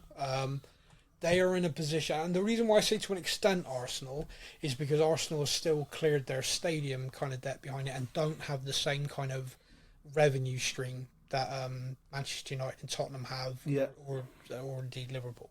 So they are definitely there. They're definitely there, but they've certainly not broken the rules or anything in amongst this or are in trouble in that way. But they don't have the same capacity to spend because they don't have the same revenue streams. They seem to be, Arsenal, for example, seem to be we are going to spend silly money on one player, but then that's it. Well, and to be honest with you, they're well within their model to do that. Yeah. 100 million on Declan Rice, but I don't think they could do that every window. I think every summer potentially, but I don't think they could do that every window. And it's down to them whether they need to do that on one player, whether they need to split, a couple at 50 or several at 30. It's where they're at now. Tottenham have the capacity to do that, and probably a bit more. We don't have the ownership who will do that, I think is safe to say. No. Manchester United could just keep spending. They're a financial, behemoth. Yeah. Man City's the interesting one, and the reason why it's interesting because Man City has the highest revenue in world football, which means for FFP and PNS rules, Man City are laughing. Yep. But why is that? And this is where it's an interesting thing, because everyone's looked at the Everton situation and gone, well, that's one charge, 10-point deduction. There are currently about 100 plus charges levied against Man City by the Premier League. Or something, isn't it? Yeah. Okay, man. Yeah, so 114 levelled at them on PNS rules. It is a very, very, I cannot say the word very enough, different case. Yeah. Everton broke the rule. They handed in their books. And the Premier League went, you broke that, here's your punishment. They've then charged them again since then in Nottingham Forest, and that's currently being, dealt with. Man City had all those charges levied against them. Man City went, nope, they're wrong. We've not broken any rules. And the reason why this is going to be difficult for me, and this is purely my opinion from the outside looking in, is it's not the same thing. They've not filed accounts that show they've made a thumping loss. No. They've filed accounts continuously showing they've made a thumping profit. And those profits, however, come from associated companies, sponsorship deals, stadium rights. And so the Premier League are saying, look, we think you're cooking the books. we've made 114 charges where we believe over the time of your ownership, you have invested outside of what is allowed to be invested by associated companies putting money in. Like, you know, you've got a associated company of one of the owners is now your official water supplier. And they've paid you how much? Yeah. Yeah, exactly. Now, the problem you've got, of course, is you're a football authority. You have no legal kind of record. You've got no power. You know, no one's defrauding anyone here. This is one company doing a deal with another company, and both companies are happy. Yeah. Now, the fact that one company is owned by the brother of the company that owns the other one, and it's all very incestuous, and all of them are going to the Premier League saying, no, we did this because we think it's a good deal. How can the Premier League prove, unless someone comes out and says, aha, this was all corrupt, I was part of it? How can they ever prove that it was corrupt? Yeah. Just because an unheard of water company has just paid £70 million to have their water bottles in the store fridge. Yeah. The week before Haaland signed for 70 million, yeah. Yeah. This is my point, though. It's like everyone looking at that knows what it is. Everyone looking at it knows exactly what they've done. And currently, the reason why nothing seems to be moving with this is purely my belief is because the Premier League have reached a point where they've gone, we can't prove it. Yeah. Like, we cannot compel someone, like, you can't get someone in on under oath. You can't, like, this is, a lot of it's offshore companies as well. So the UK, the UK doesn't even have any authority over it. Man City are paying their UK tax, by the way, on their profits, so they're certainly not getting any. The government and everyone certainly aren't mad about it. Yeah. This is one of those things, and this is, again, this is just like, okay, so if the Premier League, and if Premier League docked Everton 10 points for one breach, they've got 114 charges against Manchester City, and they all just collapse because they can't prove them, it's going to be a nightmare. It's going to be a real horrible, grit kind of people angry, one rule for one rule for the other kind of scenario. And that's difficult. It's really, really difficult to come back from. But do you see my point and why it's a difficult case? Yeah. Yeah, it's going to be who testifies, who kind of admits that we did this off the books, because no one's going to. And it looks like it's all above board, just very inflated numbers. And there's nothing anywhere to say that you can't make your own deals for these things. So therefore, well, exactly, like Tottenham do a deal with Nike, and Tottenham, let's just say Tottenham do a deal with Nike for 100 million. Mm-hmm. And some people look at that and go, bloody hell, that's overpaying. Tottenham don't win competitions. They're not always in the Champions League. But no one's going to look at that and go, well, that's corrupt because Nike don't own Tottenham. But let's then say that actually Nike buy ENIC. Nike now own Tottenham Hotspur Football Club, and the shirt deal suddenly is 200 million. That's a raised eyebrow. That's a whole. That's oh, wait a minute. The deal you've had with all these other teams. So this is where the only way I think the Premier League are going, which is these companies own teams around the world. Like the Manchester City group own football teams around the world, and these companies have deals with all these different teams and all this different stuff. Now there's different authorities and different regulations, whatever. But in England, some of these companies have sponsored football teams or have sponsored stuff, have done stuff with other clubs before they bought Man City. At a fraction of what they do with Man City. Yeah. So for me, that is their only point of attack. But Man City got charged by UEFA. Do you remember? Yes. And Man City went to the Court of Arbitration for Sport and won. Because UEFA couldn't prove that these deals were not in good faith. Because you can't compel, unless someone's willing to say, yeah, it's corrupt, I'm part of it, I'm Sheikh whoever, and I've done it. And if everyone's just going to keep saying, no, we just think it's good value. I'm a businessman, this is my business, I think Man City is a successful brand, and I'm willing to pay to do it. Yeah. What can you do? You can't do anything. Nope. UEFA lost, and I think the Premier League are stuffed.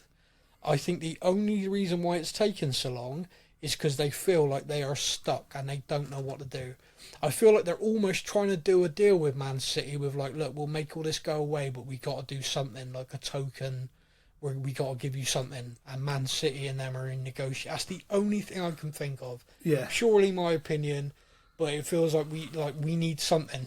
We need something to. Come on, guys! You've won a lot of trophies. That League Cup that you won 2 years ago, we're just going to take it away from you. No chance they do that. No chance in a million years that they take your titles and stuff off them. Everyone was like, oh, they'll go nuclear, relegate them like Juventus in Italy. No chance. Do you think about the shit that's stirred with Everton and clubs in the Championship getting ready to sue them? Yeah. Could you imagine the law and the legality and all the stuff if they tried to relegate Man City? However, I would love to see Manchester City versus AFC Wimbledon in League Two at the Cherry Red Stadium. Well, the funny thing to me is like the whole Man City thing. I doubt any of them got a relegation release clause. No. So I got this image of like, and Manchester City have just scored their 37th goal this half. Kevin De Bruyne with his 9th assist of the last 10 minutes. Yeah. Haaland, the first player to score 300 goals in one season. Wait a minute. There's a fans run on the pitch here to try and headbutt Guardiola. Yeah. Oh, dear. He won't be allowed back in Barnet again. So it is a very, very different thing. Now, look, I'm not going to bore the life out of people with this, but if you want to have a conversation with me, drop me a message. I'm happy to, answer questions and stuff. A few people have this week, actually. Yes. And, I've sort of talked through things. The one thing I'm going to do to wrap this up then, because it's something that's kind of funny for all of us, is Chelsea have a problem. Not just their manager. Yeah, every football financial analyst, have looked at Chelsea's spending, looked at their decrease in their income as a club, because, Tottenham is now the most profitable club in London, highest revenue in London. Which, when you think of Chelsea's success over so many years, it's mind-blowing. But again, they also no longer have that prop and the stuff that was in place. The one thing they do have is when Roman Abramovich left, he wiped their debt. Because he basically made sure everything in the club was indebted to him, and then he just wiped it when he left, which is insane to me that was allowed, but that's a whole other thing. Yeah. He therefore left them without debt in the club, but you still can only spend what you make. Even if that's the rules. Those are the profit and sustainability rules, a percentage based on your revenue, your income. Yeah. And they far exceeded that. Now, they were clever at first with the amortizing contracts over longer periods. So the league closed that loophole pretty bloody fast, saying, players can sign contracts for as long as they want. You can only amortise them over 5 years for your accounts. Yeah. But you can do that. So when the last couple of windows, obviously before this one, they weren't able to do that, or the last one, the summer, they weren't able to do that.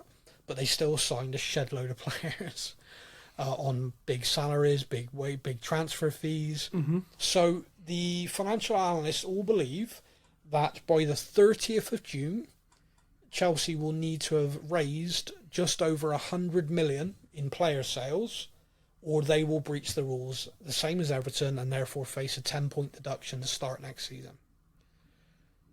Okay. What is interesting to that again is they also will, if they want to sell players, like when the window opens, I think it's like the start of June. Yep.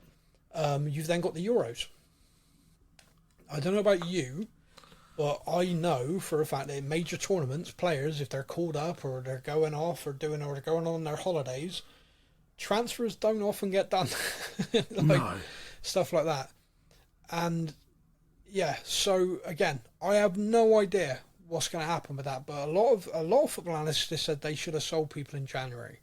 The fact that they haven't means they are gambling in being able to sell players before the 30th of June, so it's on their accounts before the 30th of June, and will bridge that gap. Now, they've got enough in the squad there. You look at it and you go, there's enough players there they could sell and make 100 million. Yeah. But if they want to buy players, if they're trying to reshape the squad, then they need to sell more, don't they? Because they can't spend again. No. Like you can't sell 100 million to just scrape over the line for P&S rules and then go right and let's drop another 500 million because they're just kicking the can along. Yeah. So Chelsea are in trouble. They've gambled with their model, and the gamble was that they would increase their revenue based on what's coming out of Chelsea now. They thought they'd get Champions League this year. and they're in the bottom half of the table currently, closer to a relegation fight than they are a top four. Yeah. And they play Aston Villa next, who are probably the form team in the league, or one of the form teams in the league. I did see a fun thing on good old Twitter this morning that apparently the only reason that he hasn't been sacked as manager of Chelsea is because they literally can't afford it right now because of the whole profit and sustainability. They cannot afford to sack him, so they're kind of like, oh no. I think, actually, and this is... They can afford to sack him. They can't afford to hire anyone new. I think it's the actual problem, because I read that story yesterday, and my problem with it is his salary and all the coaches are being paid now. Yep. So if they sack him, you don't just give him 10 million quid. You just keep paying him. You put him on gardening leave. Yeah. And then when they get a new job, you stop paying him. Yes. So it wouldn't make any difference. Do you see what I mean? Like, they sacked him today. He's still getting the wages he was getting anyway. But if you sacked him to hire someone, then you go, exactly. So I think that's what the problem is. Even if they hire a free agent, they've still got wages. If they hire someone even if Frank Lampard comes back and officially isn't drawing a salary, wink wink, to help him out to the end of the season, no one's buying that shit. Considering every Chelsea fan at the moment is begging for Jose Mourinho to come home. He'll come home. He'll come home with enough wages though. And that's Jose Mourinho. He's not a manager who likes to spend big. Oh wait, Jose Mourinho is literally a buying manager. Yeah. So, but this is the other thing, right? They make another change. They got to reshape that squad again. Yeah.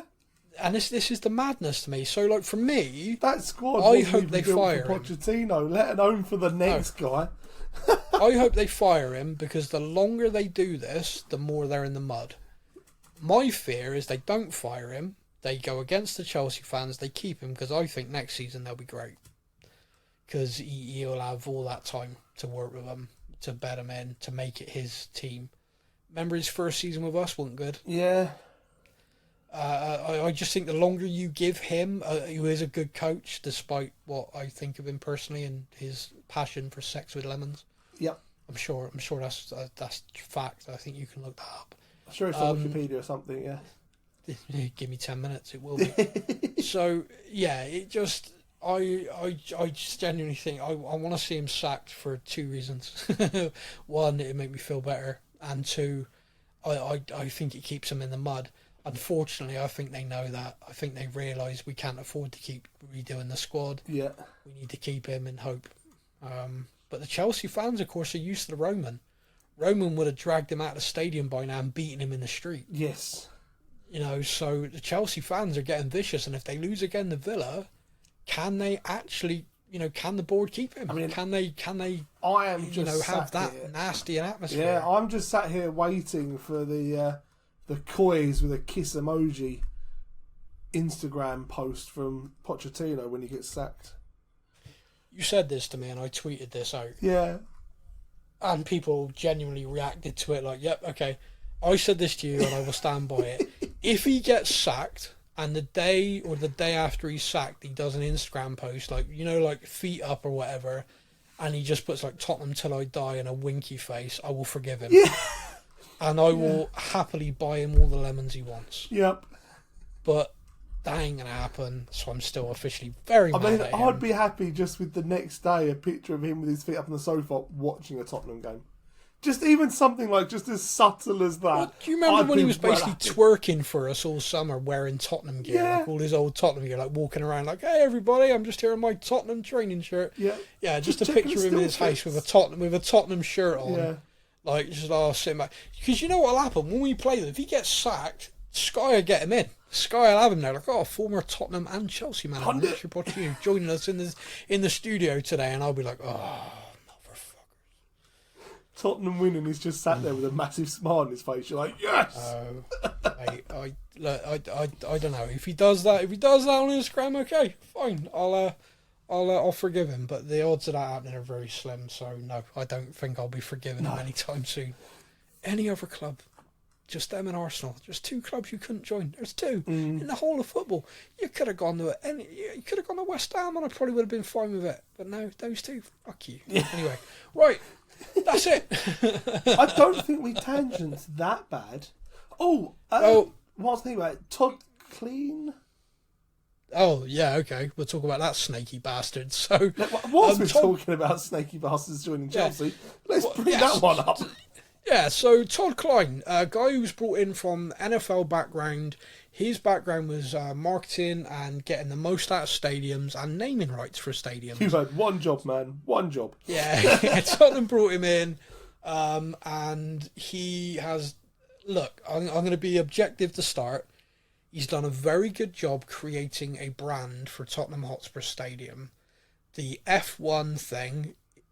As much as I've made jokes about it, looks fucking brilliant. Looks amazing, doesn't it? I got sent this email and I was like, no, absolutely shove it up your ass, no chance.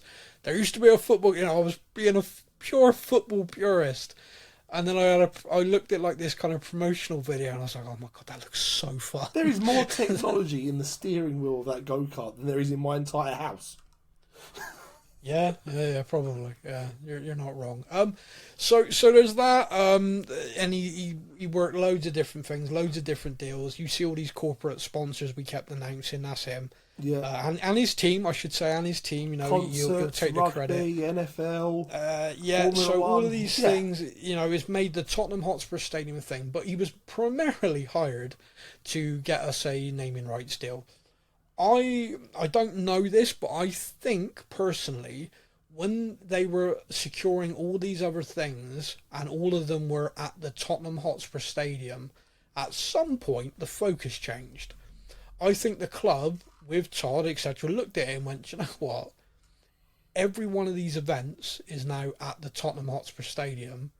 Our brand is going through the roof. I quite like the sound of that. Yeah. Beyonce at the Tottenham Hotspur Stadium, Premiership Rugby final at the Tottenham Hotspur Stadium, NFL game.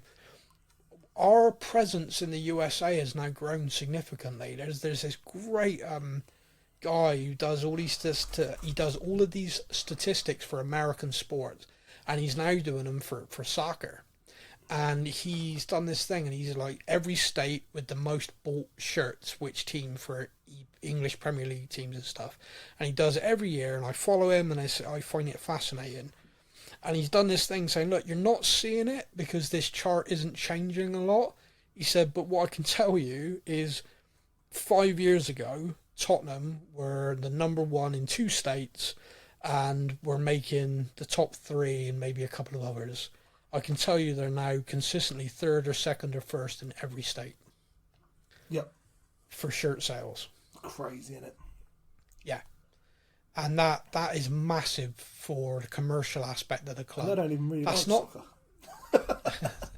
Do you know what, mate? It gets massive audiences. Yeah. Like the English Premier League in America is getting it's the equivalent of what we're watching. I mean, their population's so much bigger than ours that if we've got a game here where a couple of million watch it, double that's watching it in America. So over here, we're like, yeah, a couple of million people watched the FA Cup game last night. Isn't that awesome? And in America, like, triple that watched Wolves versus Luton in the Premier League. Just because they can't get enough of it. Yeah, just because it's Premier League football. The TV deal for the Premier League for the first time went down this time. The money TV deal paid domestically went down. Wow. That's never happened before. And the reason why it's happened is because there's only so many people in this country who can subscribe. And they're all subscribed. So, yeah. But as a global market, they're making double, triple on the global sales rights now. So it's one hand's going down, the other hand's going up. But the global market, you think about just to use another sport analogy with the cricket thing. I always remember people saying, "They're like, yeah, but what's the cricket worth really? A couple of 100,000 people might watch it." I said, "Yeah, in this country." However, the cricket and everything, you go to a cricket-obsessed nation like India, that part of the world, with their population, the 100 tournament in England is watched by roughly 1 million people. In the UK, it's watched by like 30 million for every game in India. Yeah, they love it.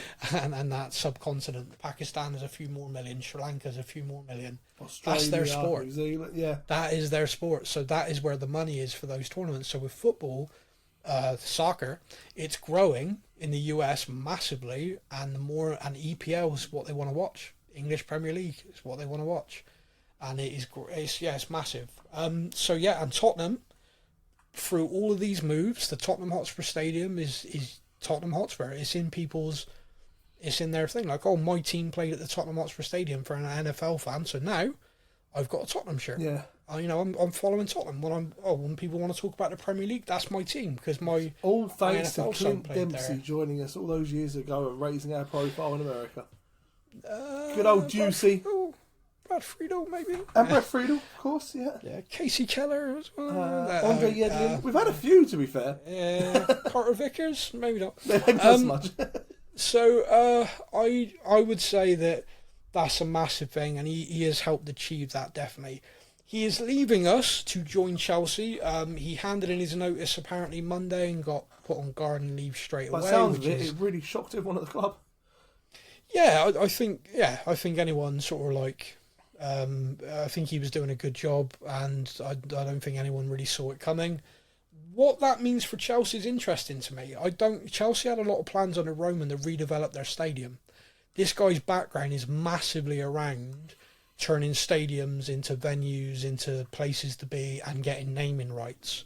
So if you're a Chelsea fan and you like the name Stamford Bridge, and this guy's being hired, maybe it's not going to be Stamford Bridge for much longer. Genuinely, that is something like, this isn't me being like a bitter Tottenham fan, like, oh, you stole this guy from us. I don't really give a crap, we'll hire someone else. But when it comes to why he's being hired, we hired him for a very specific CV that he has and to do a very specific job. Why are Chelsea hiring him? That's where my mind would be if I was a Chelsea fan. Yeah. That, and oh my God, I'm so racist because I'm a Chelsea fan. But anyway, so that is the show. That is everything. Is there anything else, as we're hitting the 2-hour mark, you wanted to discuss? God, blimey, I wouldn't have bet on this being a 2-hour podcast. But Ivan Tony would. So a massive thank you to everybody for listening. We really appreciate it. We always appreciate the feedback. Please do get in touch. Message us via the socials. Message us, email sam@spursnews.co.uk. You come via the Facebook page, via Twitter. We've even got a TikTok because we're young and cool and hip and all that stuff. But yeah, get in touch with us. Instagram as well. If you Instagram message, you get to speak to lovely Laura, who's by far the nicest one of all of us. But yeah, I think that's it. Massive thank you to everyone who's listened all the way through. Massive thank you again for all the support. We'll be back next week to talk more Tottenham. Until then, everybody, you all take care. Come on, you Spurs. Thank you for listening to the Spurs News Podcast. We hope that you enjoyed the show. Stay up to date with all things Tottenham. Follow us on social media. All links are in the podcast description.